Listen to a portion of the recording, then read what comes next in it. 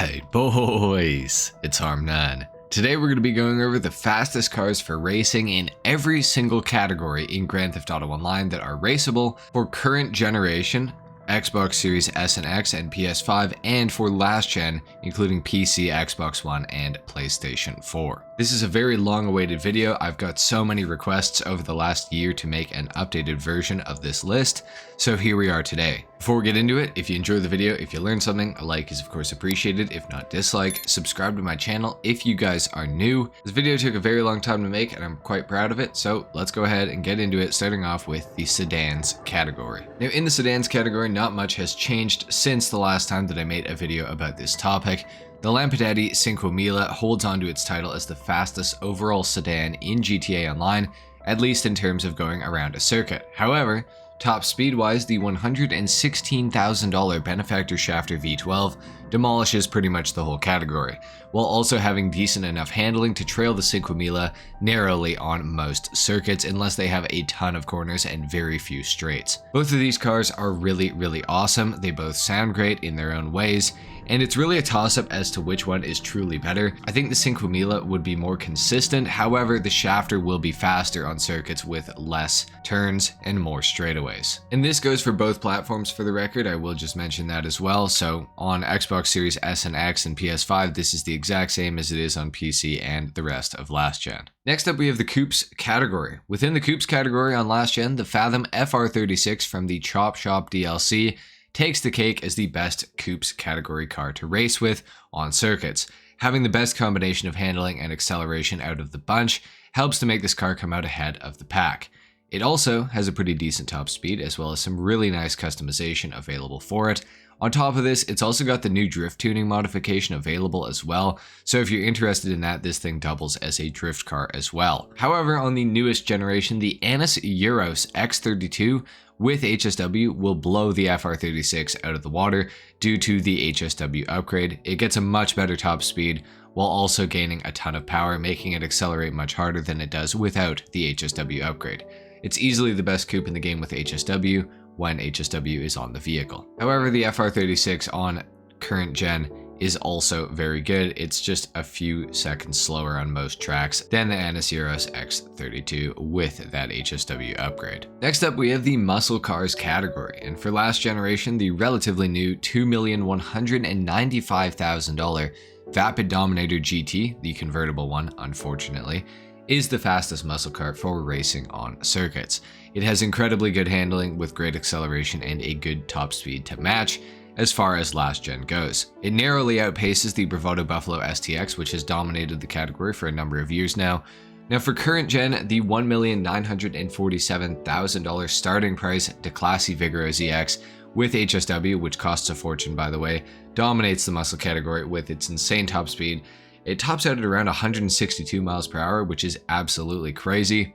It has decent enough handling and lightning fast acceleration, and nothing can really keep up with it. It's an awesome car with great overall looks and fantastic customization. Now, the Vapid Dominator GT is kind of close to the Vigoro ZX in performance even with HSW, just because the Vapid Dominator GT seems to have very good handling. So that does help a lot. On most tracks at least. Obviously, if the track you're using has mostly straightaways, the Vigoro ZX is going to take off and the Dominator GT is not going to see that car for the rest of the race. Next up, we have the sports category. The sports category has seen a lot of changes over the past year. On the last generation, the $1,965,000 Grotti Italia GTO still absolutely dominates on every single track due to its insane acceleration, awesome grip from its all-wheel drive, and a decently high top speed. However, on current gen, things have changed. The Panaud Le Carousse HSW became the fastest sports car in GTA Online for a few months, until the recently released Ubermacht Niobe with HSW took away the #1 spot. The HSW Niobe is incredibly fast. It handles really well, it has tons of customization, the performance is so good that it's kind of nearly unbelievable. It looks awesome, and there's not much you can ask for more than that. Like, it's an awesome car all the way around. and it's lightning fast on circuits. So this is definitely the car for you if you're going to be racing in the sports category on current gen. However, on last gen, nothing's changed. The Gradiatelli GTO still absolutely dominates. Next up, we have the compacts category, and within the compacts category, similar to some of the categories ahead of it, nothing has really changed. The $1,300,000 BF Club is still by far the best car in the category on every platform. However, on new gen, the Grotti Brioso RA HSW does have a case to be made, getting close to the same performance as the BF Club while having significantly worse handling, but a much higher top speed due to the HSW upgrade. Now, unfortunately for the Brioso RA, the increase in speed simply isn't really enough to beat the BF Club on tracks with many corners. However, straighter tracks will show the Brioso RA as faster than the BF Club. Both of them are pretty okay cars. I prefer the Club myself. I like the handling much better of the Club, and the speed is really good, but the Brioso RA with HSW is quite quick, so you do have to keep that in mind for sure. Within the open wheel category, which is pretty limited, nothing has changed. The $3,400,000 Benefactor BR8 still dominates the category, followed fairly closely by the $2,997,000 Declassi DR1. This category is extremely unlikely to ever change because I don't really see Rockstar adding another open wheel car into the game. It just seems like it's probably not going to happen, so I think this is probably going to remain as it is for the remainder of GTA Online's lifespan. So BR8, still the best. For the vans category, we have the Bravado Rumpo Custom for $135,000, and it still owns the vans category by a long shot. Nothing even comes close to the Rumpo Custom, which is an awesome vehicle regardless of it being #1 in the vans category. It's, you know, pretty decent off-road. It has nice high suspension. It's pretty good off-road. It's a cool looking vehicle. Definitely a lot cooler than the regular Rumpo itself. And this is definitely a vehicle I would say to pick up whenever you can, because I do believe it is a removed vehicle. Next up in the utility category, we have the Vapid Saddler. Now, the Vapid Saddler still to this day dominates the utility vehicles category, and this is also unlikely to ever change. There's basically a 0% chance you ever enter a race that is using utility vehicles in the first place, but if you ever do, make sure to own a Vapid Saddler for the best chance of success. I really don't see Rockstar adding any more utility vehicles into the game over the next little while, so this is probably going to remain as it is until GTA Online, like I said for the last one, is over with. So there you have it. For the supercars category, and for last gen, we have the Progen Emirates, and it reigns supreme as the best overall car for circuit racing in GTA Online. However, it is followed pretty closely by the relatively new Grotti Turismo Omaggio, largely due to the incredible handling that that car possesses, as well as the very good acceleration that it has too.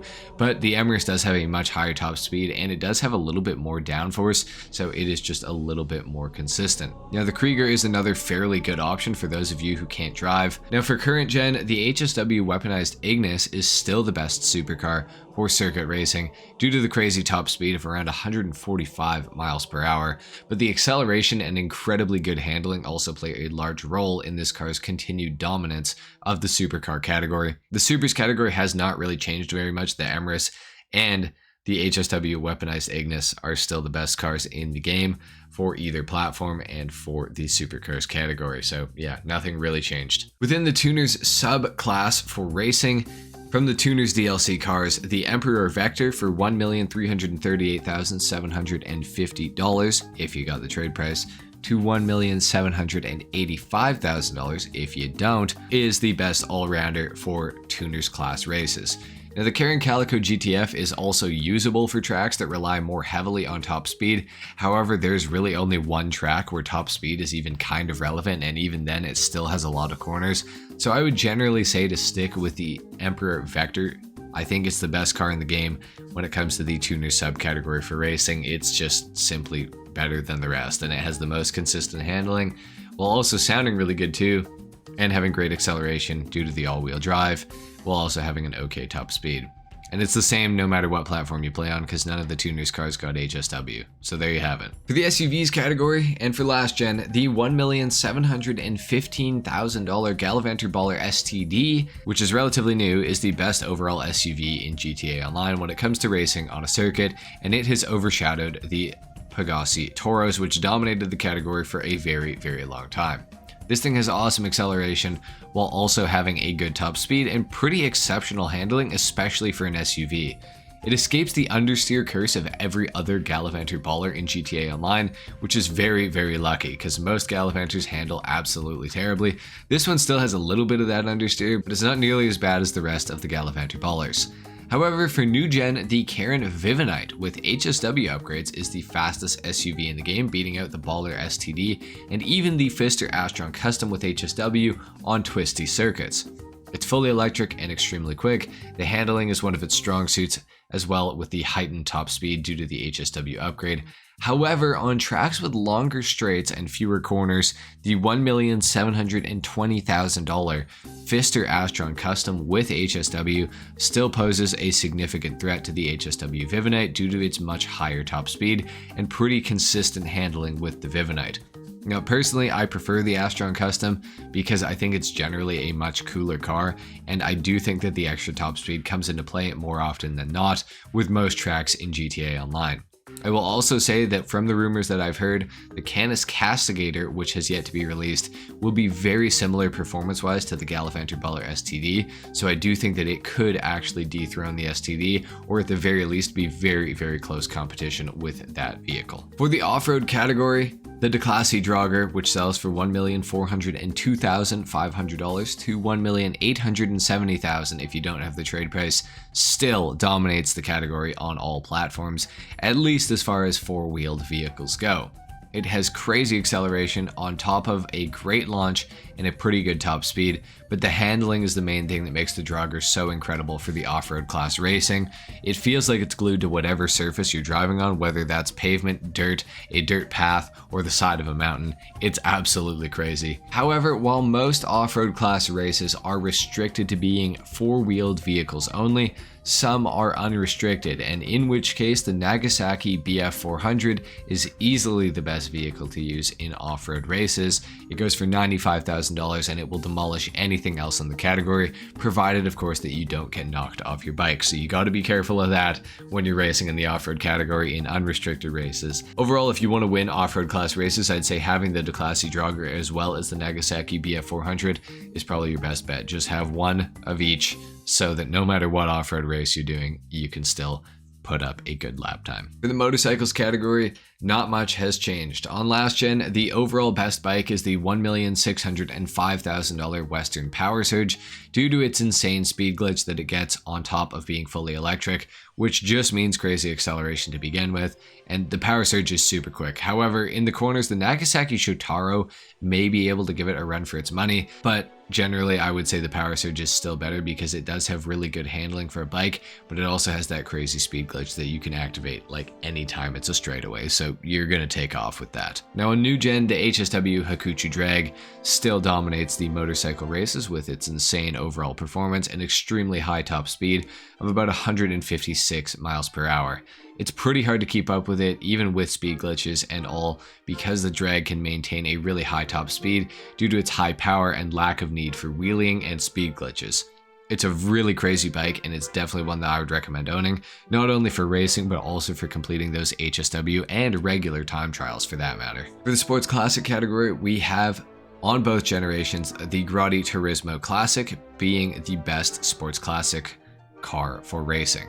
Now on new gen, the HSW variant of the Turismo Classic is the best, while on last generation, the non-HSW variant dominates the category. An honorable mention for last generation platforms is the Grotti Cheetah Classic. It poses a threat to the Turismo Classic depending on the track, although they drive very similarly to one another, so I would generally still say the Turismo Classic is by far the best.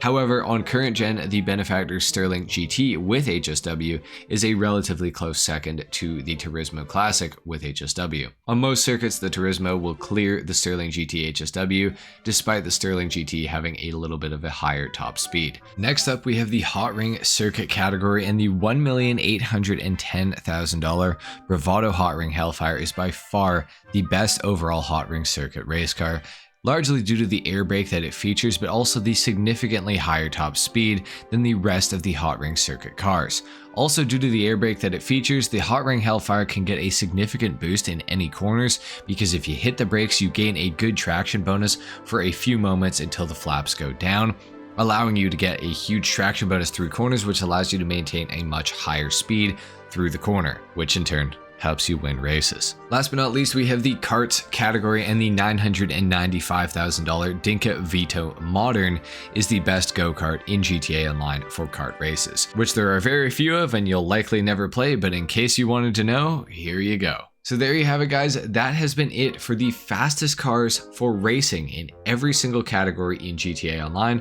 for both last gen as well as current gen. If you enjoyed the video, if you learned something, a like is of course appreciated, if not dislike. Subscribe to my channel if you guys are new. Let me know what your favorite race cars are in the comment section down below. Comment a 7 if you made it to the end of the video, and I'll see you in the next one. Until then, take care. Peace.